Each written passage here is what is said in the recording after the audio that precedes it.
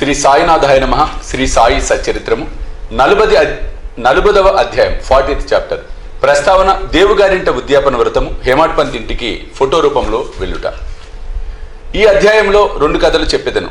దహనులో BB దేవు గారింటికి వారి తల్లి ఆచరించిన ఉద్యాన వ్రతమునకు బాబా వెళ్ళుట, బాంద్రాలోని హేమాడ్ పంత్ ఇంటికి హోలీ పండుగ నాడు భోజనముకు పోవుట. ప్రస్తావన శ్రీ సాయి సమర్థుడు పావనమూర్తి తన భక్తులకు ఇహపర విషయములందు తగిన సలహాలనిచ్చు జీవిత పరమావధిని పొందినట్లు చేసేవారిని సంతోషపెట్టును. సాయి తన హస్తమును భక్తుల తలపై పెట్టి తమ శక్తులను వారిలోకి పంపించి భేదభావమును నశింపచేసి అప్రాప్యమును ప్రాప్తింపచేయను. వారు తమ భక్తుల ఎడ భేదము లేక తమకు నమస్కరించిన వారిని ఆదరముతో అక్కును చేర్చుకునేడు వారు. వర్షాకాలంలో నదులు కలిగి సముద్రం వలె బాబా భక్తులతో కలిసి తమ శక్తిని స్థాయిని శిష్యులకిచ్చును. దీనిని బట్టి ఎవరైతే భగవద్భక్తుల లీలలను పాడతారో వారు భగవంతుని లీలలను పాడిన వారి కంటే గాని అంతకంటే ఎక్కువ గాని దేవుని ప్రేమకు పాత్రులగుదురని తెలియవలెను. ఈ అధ్యాయంలోని కథల వైపు మరలదము. దేవుగారింట ఉద్యాపన వ్రతము. దానిలో బీబీ దేవుగారు మామలతుదారుగా ఉండెను. వారి తల్లి 25-30 నోములు నోచెను. వారు ఉద్యాపన చేయవలసి ఉండెను. ఈ కార్యంలో 100 నుంచి 200 మంది బ్రాహ్మణులకు భోజనం పెట్టవలసి ఉండెను. ఈ శుభకార్యమునకు ముహూర్తం నిశ్చయమైంది. దేవుగారు బాబుసాహెబ్ జోగ్ గారికి ఉత్తరం రాసిరి. అందులో బాబా ఈ శుభకార్యమునకు దయచేయవలేనని వారు రాకునొచ్చు అసంతృప్తికరంగా ఉండునని వ్రాశాను. జోగ్ ఆ ఉత్తరం చదివి బాబాకు వినిపించెను. మనపూర్వకమైన విజ్ఞాపనను విని బాబా ఇట్లనెను, నన్నే గుర్తుంచుకుని వారిని నేను మరవను. నాకు బండి గాని టాంగా గాని రైలు గాని విమానం గాని అవసరం లేదు. నన్ను ప్రేమతో పిలిచివారి వద్దకు నేను పరిగెత్తుకుపోయి ప్రత్యక్షమయ్యేదను.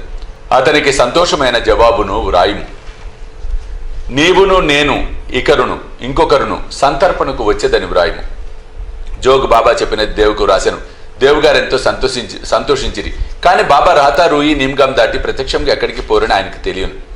బాబా అసఖ్యమైనది ఏమీ లేదని వారు సర్వాంతర్యామగుడిచే హఠాత్తుగా ఏ రూపమునైనా వచ్చి తమ వాగ్దానము పాలించవచ్చును అనుకున్నాను. ఉద్యాపనకు కొద్ది రోజుల ముందు బెంగాలీ దుస్తులను ధరించిన సన్యాసి ఒకడు గో సంరక్షణకై సేవ చేయుచు దాని స్టేషన్ మాస్టర్ వద్దకు చందాలకు వసూలు చేయని మిషతో వచ్చాను. స్టేషన్ మాస్టరు సన్యాసిని ఊరిలోనికి పోయి మామలతుదారిని కలుసుకొని వారి సహాయంతో చందాలు వసూలు చేయమనను. అంతలో మామలతుదారే అతడికి వచ్చాను. స్టేషన్ మాస్టర్ సన్యాసిని దేవుకు పరిచయం అనర్చరి. ఇద్దరు ప్లాట్ఫామ్ మీద కూర్చుండి మాట్లాడిరి. దేవు ఊరిలో ఏదో మరొక చందా పట్టి రావు సాహెబ్ నరోత్తమ శెట్టి నడుపుచుండుచే ఇంకొకటి ఇప్పుడే తయారు చేయటం బాగుండదని చెప్పి 2 లేదా 4 మాసముల పిమ్మట రమ్మనెను. ఈ మాటలు విని సన్యాసి అచ్చటి నుండి వెళ్ళిపోయాను. 1 నెల పిమ్మట ఆ సన్యాసి ఒక టాంగాలో వచ్చి 10 గంటలకు దేవుగారి ఇంటి ముందర ఆగాను. చందాల కొరకు వచ్చేనేమో అని దేవు అనుకునేను. ఉద్యాపనకు కావలసిన పనులలో దేవుగారి నిమగ్నమై ఉండటం చూసి తాను చందాకు రాలేదని భోజనముకే వచ్చి తినని సన్యాసి చెప్పాను. అందుకు దేవు మంచిది, చాలా మంచిది, మీకు స్వాగతం, ఈ గృహము మీదే అనెను. అప్పుడు సన్యాసి 2 కుర్రవారు కూడా నాతో ఉన్నారు అనెను. దేవు మంచిది, వారితో రండు అనెను. ఇంకా 2 గంటల కాలపరిమితి ఉండడిచే వారి కొరకు ఎచ్చటికి పంపవలెనని అడిగాను. సన్యాసి ఎవరిని పంపన అవసరం లేదని తామే స్వయంగా వచ్చేదమని చెప్పాను. 12 గంటలకు రమ్మని చెప్పాను. సరిగా 12 గంటలకు ముగ్గురు వచ్చి సంతర్పణలో భోజనం చేసిన పిమ్మట వెడలిపోయేది. ఉద్యాపన పూర్తి కాగానే దేవుగారు బాబుసాహెబ్ జోగ్కు ఉత్తరం రాశాను. అందులో బాబా తన మాట తప్పనని వ్రాశాను. జోగ్ ఉత్తరం తీసుకుని బాబా వద్దకు వెళ్ళాను. దాన్ని తెరవక మునిపే బాబా ఇట్లనను, వాగ్దానము చేసి దగా చేసి ననుచున్నాడు. ఇద్దరితో కూడా నేను సంతర్పణకు హాజరైతిని, నన్ను పోల్చుకొనలేకపోయానని వ్రాయము. అట్టివాడు నన్ను పిలవనేలా. సన్యాసి చందాల కొరకు వచ్చెనని అనుకోనెను.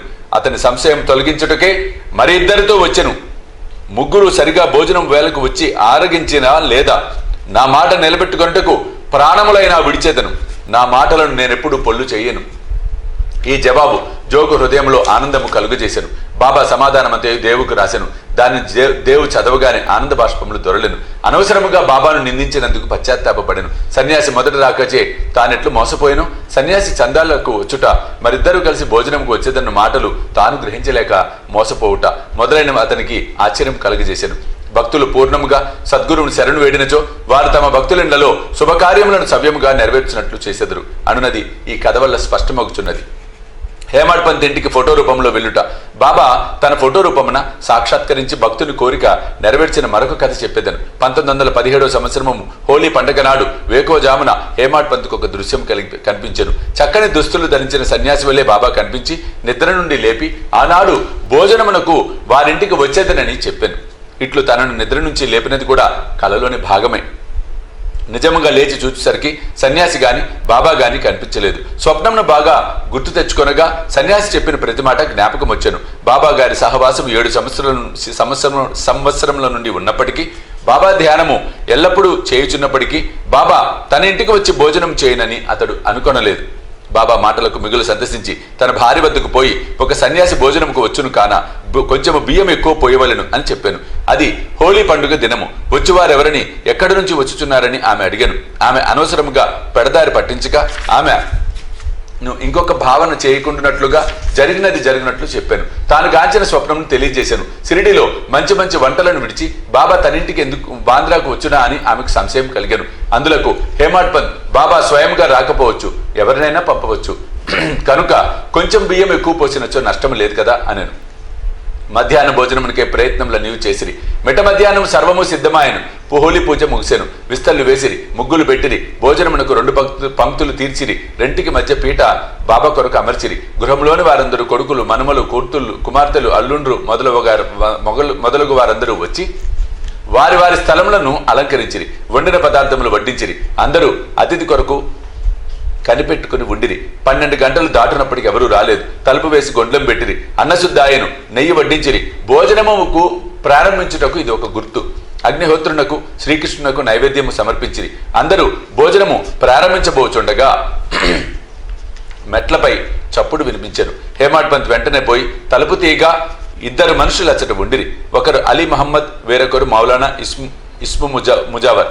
ఆ ఇద్దరు వడ్డనంతయు పూర్తయి అందరూ భోజనం చేయుటకు సిద్ధంగా ఉండటం గమనించి హేమాడ్ పంతును క్షమించమని కోరి ఇట్లు చెప్పిరి. భోజన స్థలము విడిచిపెట్టి మా వద్దకు పరిగెత్తుకుని వచ్చితివి. తక్కిన వారు నీ కొరకు చూచుచున్నారు. కావున ఇదిగో నీ వస్తువు నీవు తీసుకును. తర్వాత తీరుబడిగా వృత్తాంతం తెలియజేసేద్దాం. అట్లనుంచి తమ చంకలోని ఒక పాత వార్తాపత్రికలో కట్టిన పటమును విప్పి టేబుల్ పైన పెట్టిరి. హేమాడ్ పంత్ కాగితము విప్పి చూసేసరికి అందులో పెద్దదేగు బాబా చక్కని పటము కనబడను. అతను మిగులు ఆశ్చర్యపడెను. అతని మనసు కరిగెను. కండ్ల నుండి నీరు కారెను. శరీరము గగురుపాటు చెందెను. అతడు వంగి పటంలో ఉన్న బాబాకు నమస్కరించాను. బాబా ఈ విధంగా తన లీలలచే ఆశీర్వదించనని అనుకొనెను. గొప్ప ఆసక్తితో నీకు ఆ పటం ఎట్లు వచ్చనని అలీని అడిగాను. అతడు ఆ పటం ఒక అంగడిలో కొంటినని, దానికి సంబంధించిన వివరములన్నీ తర్వాత తెలియజేసేదను. తక్కిన వారు భోజనం కొరకు కనిపెట్టుకుని ఉన్నారు. కావున నీవు పొమ్ము. హేమాడ్ పంత్ వారికి అభినందనలు తెలిపి భోజనశాలలోనికి పోయాను. ఆ పటము బాబా కొరకు వేసిన పీటపై పెట్టి వండిన పదార్థములన్నీ వడ్డించి నైవేద్యం చేసి అందరూ భుజించి భోజనం సకాలమున పూర్తి చేసిరి. పటములో ఉన్న బాబా యొక్క చక్కని రూపమును అందరూ చూసి అమితానంద భరితులైరి. ఇదంతా ఎట్లు జరిగను అని ఆశ్చర్యపడిరి. ఈ విధముగా బాబా హేమాడ్ పంత్కు స్వప్నంలో చెప్పిన మాటలను నెరవేర్చి తన వాగ్దానమును పాలించుకునెను.